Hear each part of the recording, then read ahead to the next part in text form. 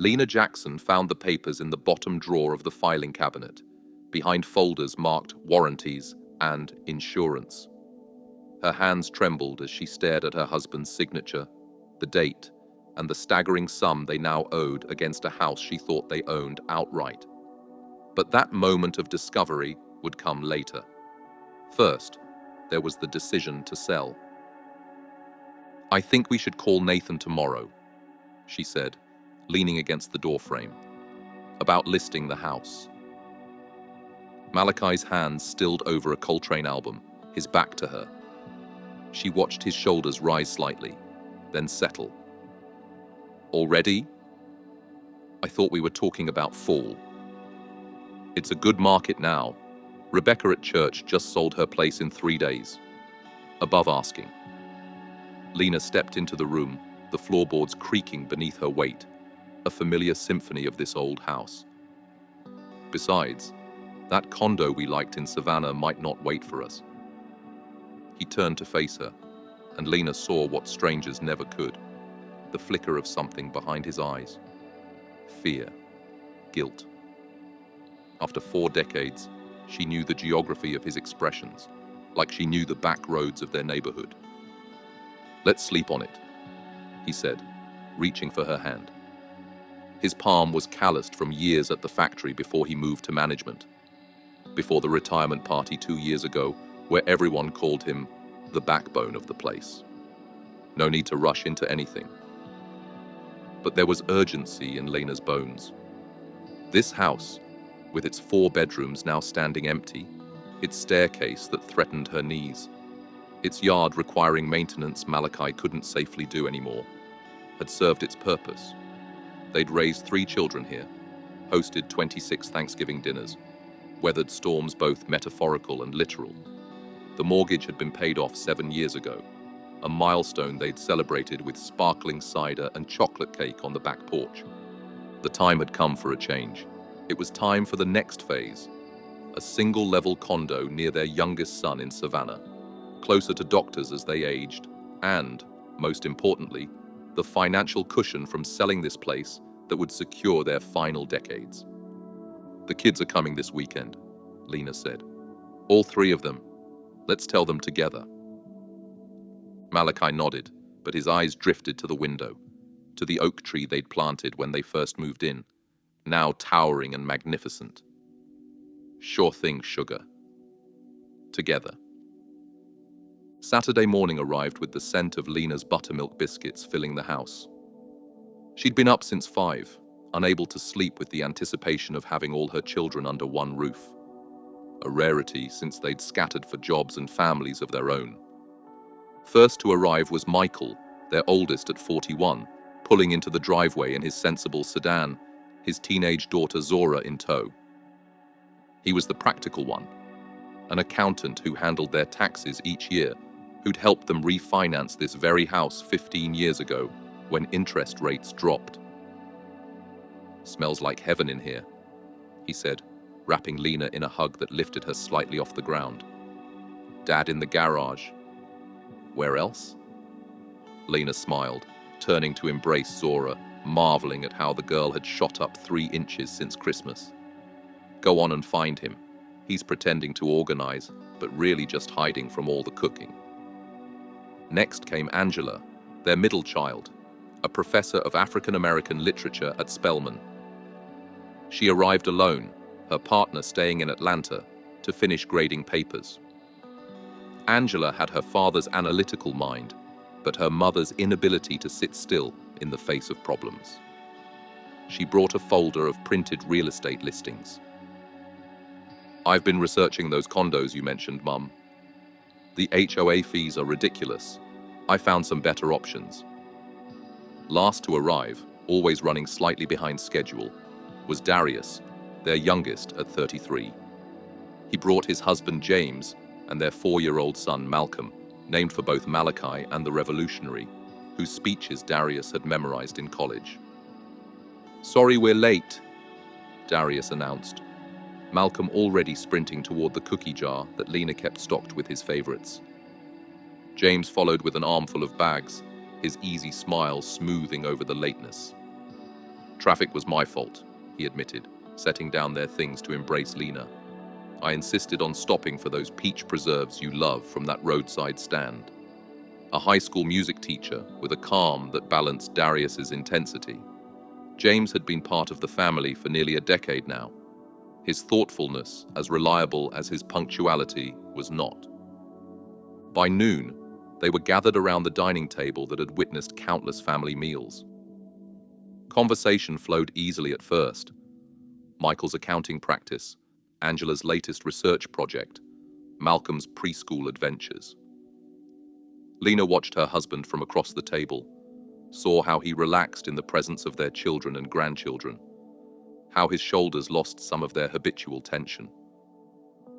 After second helpings, Malachi cleared his throat. "Your mother and I have been talking," he began, his deep voice drawing everyone's attention. "We think it's time to downsize." Michael nodded immediately. "Makes sense. This place is too much to maintain now. I can help with the listing." "I've already researched options in Savannah," Angela added, pulling up listings on her phone. "Near Darius, but also some closer to Atlanta if you prefer." But Darius was staring at his father, his fork suspended halfway to his mouth. "You're selling our house?" The way he said "our," as though he still lived there, as though the bedroom where he'd plastered posters of Malcolm X and Public Enemy still existed instead of being converted to Lena's sewing room years ago. "It's time, baby," Lena said gently. "Our knees aren't getting any younger, and neither is this roof. We need something manageable." "But this is..." Darius gestured vaguely with his fork, encompassing the walls that had witnessed his growth, his struggles, his becoming. "This is home." "Home is where we are," Malachi said firmly. "Not these walls." "And practically speaking," Michael interjected, ever the accountant, "the market's solid right now. You could sell high, buy something outright in Savannah, and have a nice nest egg left over for retirement." Lena watched her husband's face carefully. There it was again. That shadow, that flicker of something she couldn't name. "We should look at the numbers first," Malachi said, pushing potatoes around his plate. "No rush." Michael raised an eyebrow. "I thought that was the point of this conversation, that you've decided." "We have," Lena said, perhaps too forcefully. "We just need to get our ducks in a row." After dinner, with the children dispersed throughout the house, Michael helping his father in the garage, Angela and Darius debating politics on the porch swing, the grandchildren playing in the yard, Lena slipped into the home office, the command center, Malachi called it, where they kept important papers, paid bills, stored the family records. She didn't know exactly what she was looking for. Maybe comforting herself with the deed, the satisfaction of seeing "paid in full" stamped across the mortgage documents. They'd sacrificed for this, skipped vacations, worked overtime, put off renovations, until they owned every brick and board outright. In the home office, Lena found the unmarked manila envelope. Inside were papers she didn't recognize, letterhead from Horizon Reverse Mortgage Solutions. Her heart stuttered as she scanned the documents. Phrases jumped out at her. Borrower obligations, loan repayment terms, home equity conversion. Malachi's signature, dated 8 years ago, during that period when the factory had laid off workers and cut management salaries by 30%, when they drained their emergency fund to help Angela with graduate school tuition. The door opened behind her, and she didn't need to turn to know it was Malachi. She could feel him there, could feel the weight of 8 years of secrecy pressing into the room. "Were you ever going to tell me?" she asked, her voice barely above a whisper. He didn't pretend not to understand. "I was hoping I'd figure a way out first." She turned to face him then, this man she'd built a life with, suddenly a stranger. 8 years, Malachi. 8 years you've carried this alone. What choice did I have? His voice was strained, defensive. The factory cut my salary. Angela needed help with tuition. Michael was still recovering from his divorce. You were taking care of your mama before she passed. We were partners, Lena said, the past tense slipping out before she could catch it. We could have faced it together, found another solution. There wasn't another solution. For the first time, his voice rose. We were underwater, Lena, drowning, and I couldn't be the man who failed his family. So instead, you're the man who lied to his wife for 8 years. The betrayal felt physical, a hollowing out of her chest. How much do we owe now? He looked away. With interest, close to 200,000. The number hung between them like smoke. Their home, the one asset they thought would provide security in their final decades, the legacy they planned to leave their children, was not truly theirs. Does anyone else know? She asked, though she suspected the answer. Michael helped me set it up, Malachi admitted. He tried to talk me out of it, said we should cut Angela off, let her take out more student loans. I couldn't do that to her. So my son knows more about our financial situation than I do. The betrayal compounded, multiplied. What else don't I know, Malachi? What other secrets are you keeping to protect me? He reached for her, but she stepped back, clutching the papers to her chest. I was going to tell you, he said, his voice breaking. Before we listed the house, I was trying to find a way to fix it first. How? Magic.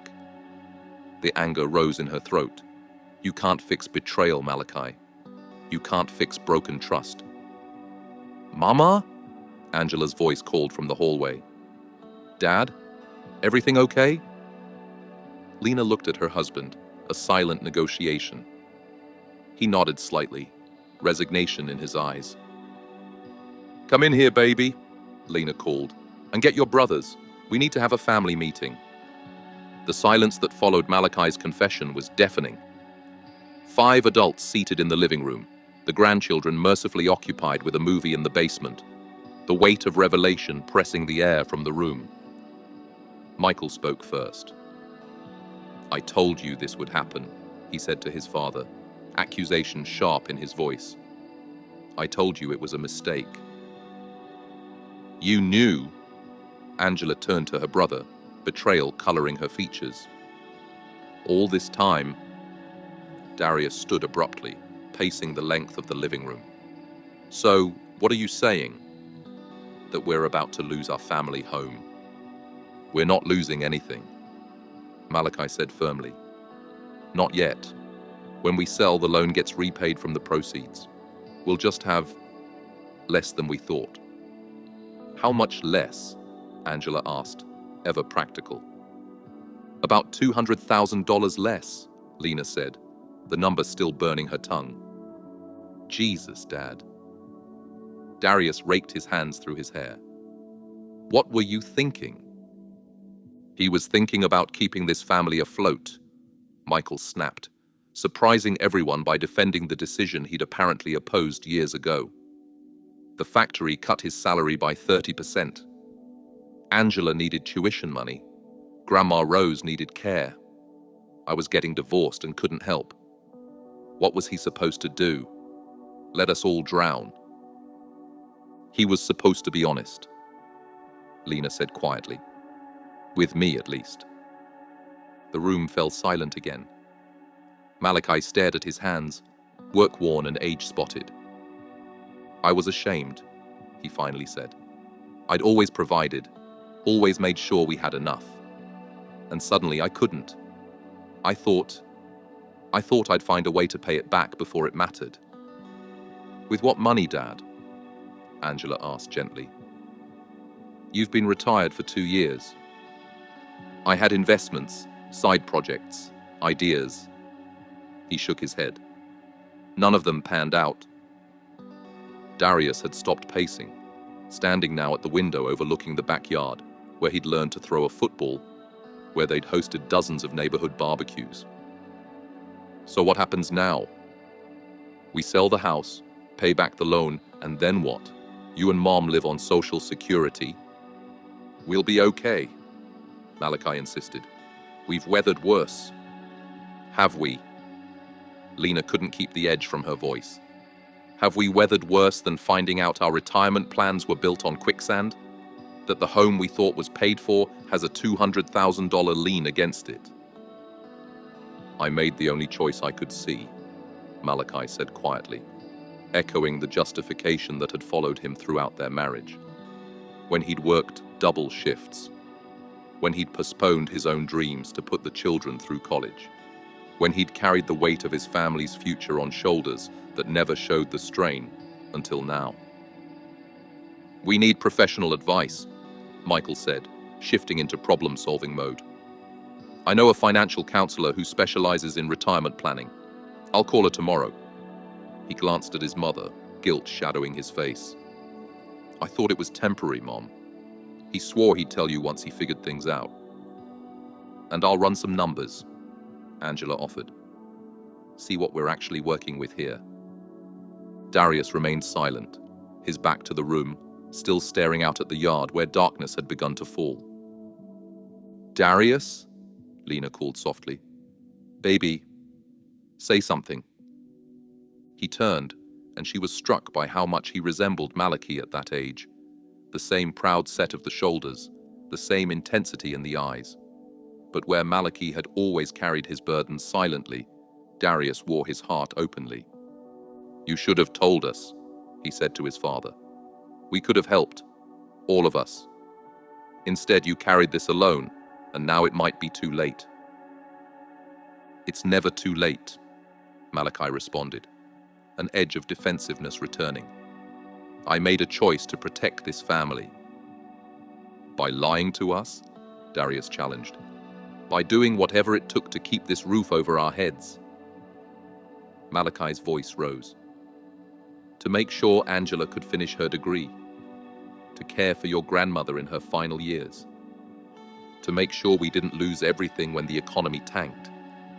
Stop it, both of you, Lena interjected. What's done is done. Now we need solutions, not blame.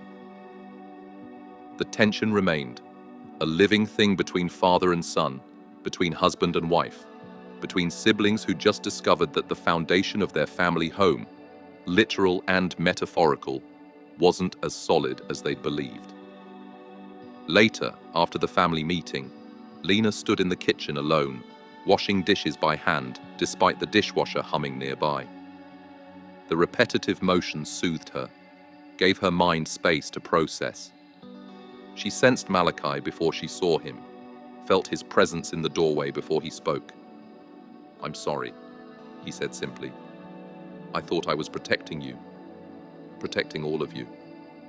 Lena placed the last plate in the drying rack and turned, drying her hands on a dish towel embroidered with lemons that Angela had given her for Mother's Day years ago. That was always your way, she said, not unkindly. Carrying everything yourself, never letting anyone see you sweat, never letting anyone help. It was how I was raised, he reminded her. My daddy worked himself to death providing for us, never complained once.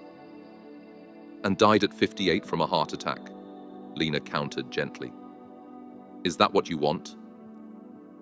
I want, he said, moving further into the kitchen. To take care of my family, to leave something behind for our children, our grandchildren. To know I did right by you. And you think this was doing right by me? Keeping me in the dark? Making decisions that affect both our futures without consulting me? He had no answer for that. In the 43 years of their marriage, Lena had seen Malachi speechless only a handful of times. When each of their children was born, when his mother passed suddenly, when he'd been promoted to management after 30 years on the factory floor. I don't know what happens next, he finally said.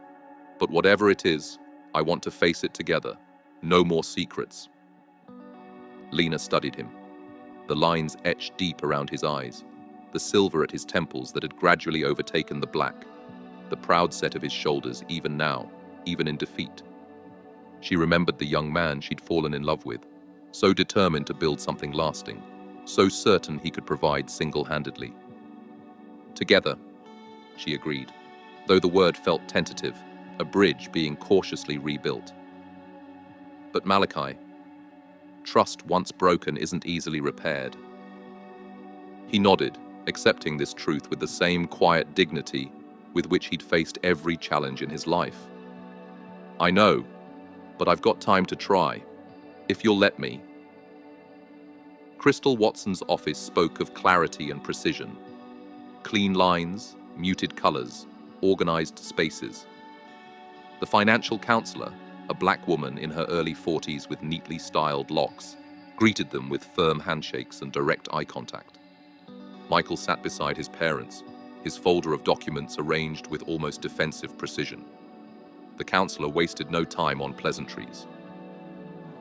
Let's be clear about where you stand, Crystal said after brief introductions. Reverse mortgage balance of $197,423. Home value approximately $385,000. Your Social Security, pension, and projected medical costs create a specific financial picture. She leaned forward, fingers steepled. This isn't necessarily a disaster, but it significantly reduces your options. Without this loan, you could sell, downsize, and have a substantial cushion for your remaining years. Now, that cushion is mostly gone. What options do we have? Lena asked, her voice steady despite the anger still simmering beneath. Crystal outlined their choices efficiently. Sell and have just enough for a modest condo with little emergency reserve. Attempt to refinance despite challenging terms at their age. Or remain in the house as their primary residence per the mortgage requirements. There is another option, Michael said hesitantly. Angela, Darius, and I have been talking. We could help. Malachi stiffened beside her. We're not taking money from our children. It wouldn't be charity, Dad, Michael countered. It would be an investment. We pool resources, help you buy the condo outright, and we all share in the ownership. You live there as long as you need, and eventually, it becomes part of your estate that returns to us. Lena watched her husband's face carefully. Pride warred with practicality there, the same battle that had led to the reverse mortgage in the first place.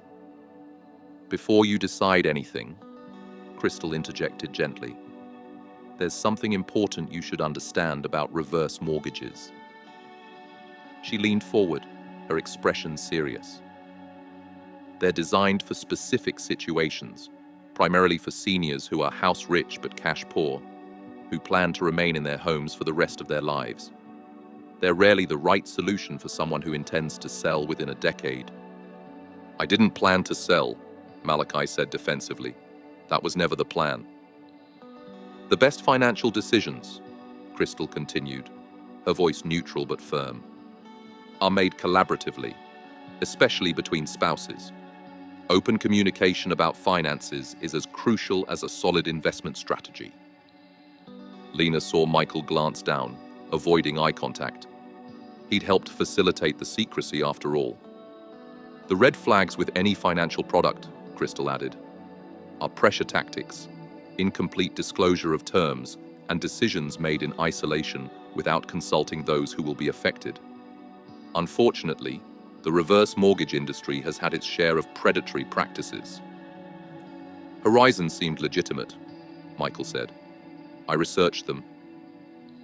I'm not suggesting they weren't, Crystal clarified, but a reverse mortgage is complex enough that even with a reputable company, one needs to fully understand the long-term implications. As they left the office, the Georgia sun beat down on them, humid and insistent. Lena felt drained, wrung out by numbers and projections and the weight of decisions that needed to be made. I'll drive you home, Michael offered.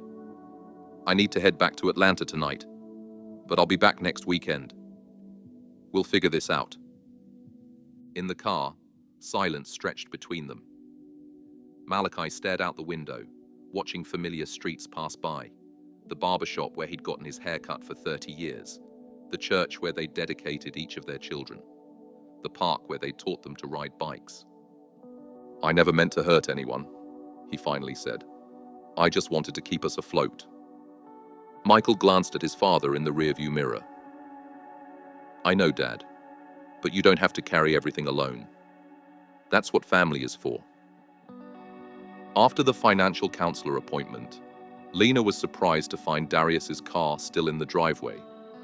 He was supposed to have returned to Charleston 2 days ago.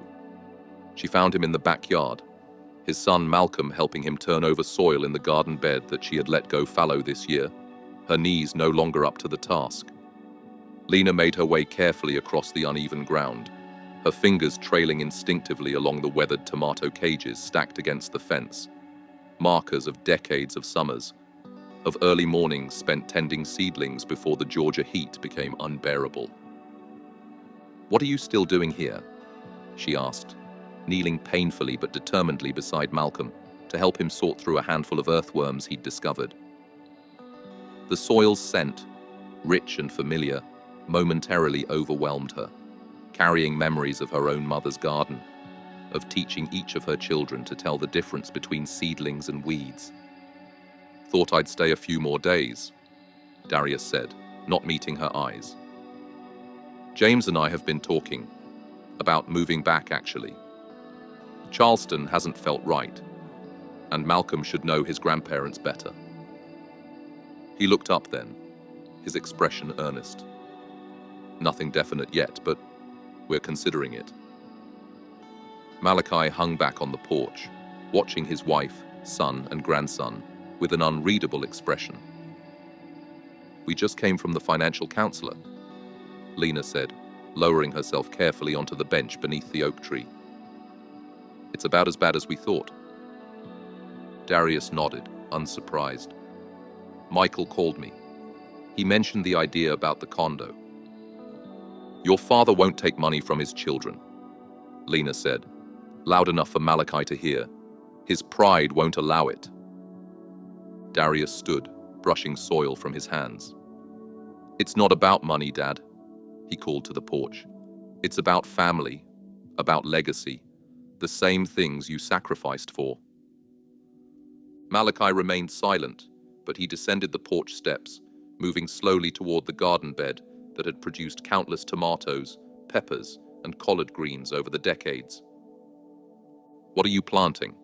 he asked, nodding toward the freshly turned soil. "Collards and kale for fall," Darius answered. "And I thought maybe some flowering bulbs along the fence. They'll bloom next spring." The implication hung in the air, that they'd still be here to see them bloom, that the house wouldn't be sold by then. "You always were stubborn," Malachi said, but there was a hint of fondness beneath the exasperation. "Wonder where I got that from," Darius replied, a tentative smile forming.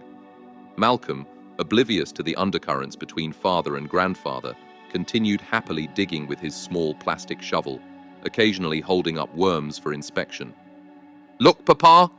he called to Malachi, presenting a particularly wriggly specimen. "It's making the dirt better."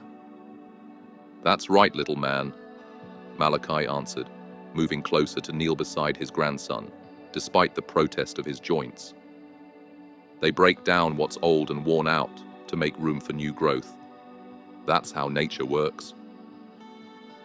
Lena watched them, 3 generations of Jackson men with soil on their hands, the youngest untouched by the weight of legacy and loss, the eldest bearing the heaviest burden of all. "I've been thinking," Darius said, keeping his tone casual as he worked. "What if we didn't sell?" "The house is too much for us now," Lena replied automatically. "The maintenance, the stairs, the yard." "What if it wasn't just you two?" Darius suggested. "What if we moved back? James can work remotely. Malcolm would have a yard, good schools. We could help with maintenance, share expenses." Malachi looked up sharply. "You'd move back to Georgia?"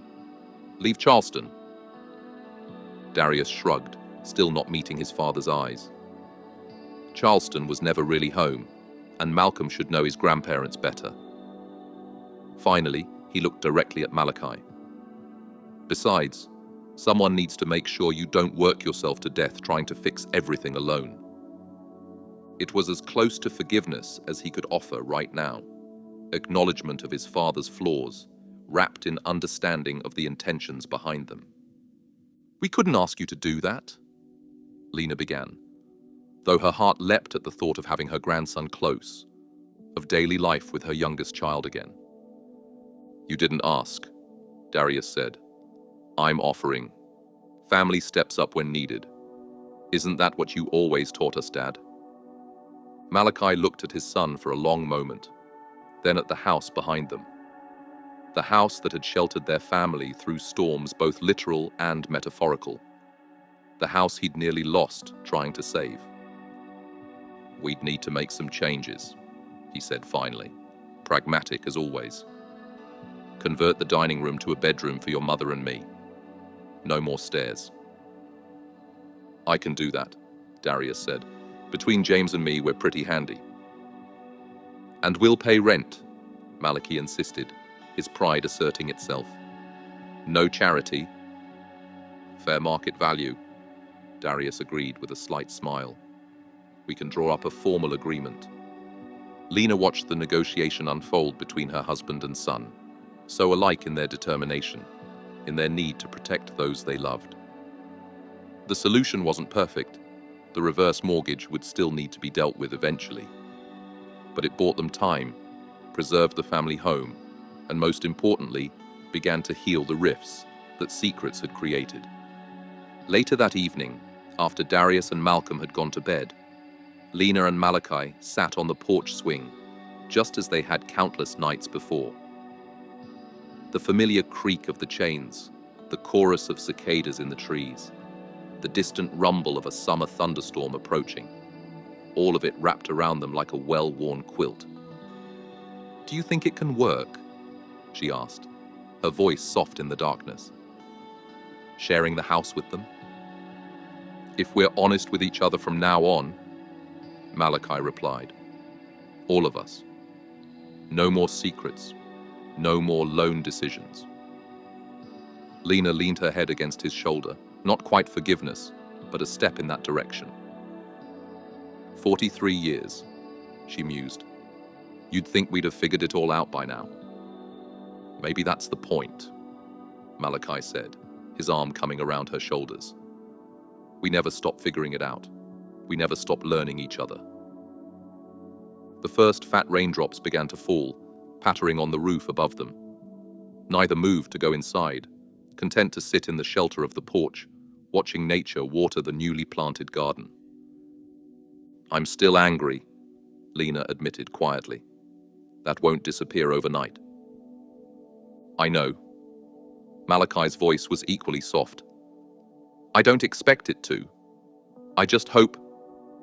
I hope I've earned enough grace over the years to be granted a little now." Lena thought about the decades they'd shared, the lean years and the abundant ones, the midnights with sick children and the mornings with fresh coffee and quiet conversation, the arguments and reconciliations, the dreams achieved and abandoned, the steadfast presence of this man beside her through all of it. "You have," she said finally. "We both have. That's what getting old together means. Banking enough love to weather the storms." As if in response, lightning flashed in the distance, followed seconds later by a rumble of thunder. The storm was still far off, but approaching steadily. Malachi squeezed her shoulder gently. "Whatever comes next, we face it together. Deal?" "Deal," Lena agreed, settling more comfortably against him as the rain fell harder around them, their porch a small island of shelter in the storm. Financial takeaway. Reverse mortgages can provide needed cash flow for seniors, but they come with significant long-term consequences for homeowners and their heirs. Never make major financial decisions without full transparency between spouses, And always consult a financial advisor who specializes in retirement planning before committing to such products.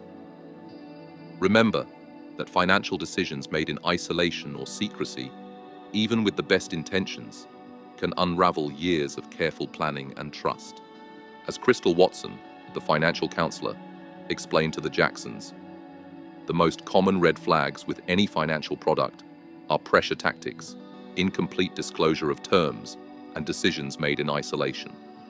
With reverse mortgages specifically, watch for lenders who discourage family involvement in the decision, who minimize the impact on your estate, or who suggest using the funds for risky investments rather than necessary expenses. Always bring an advocate, whether family member or financial advisor, to any meeting where financial products are being sold, especially those targeting seniors. If this story resonated with you, please share your thoughts in the comments below. Have you or your loved ones faced similar challenges with financial transparency or retirement planning? Your experiences might help others navigate these difficult conversations. Don't forget to subscribe for more stories that explore the complex realities of family, legacy, and financial security in our later years.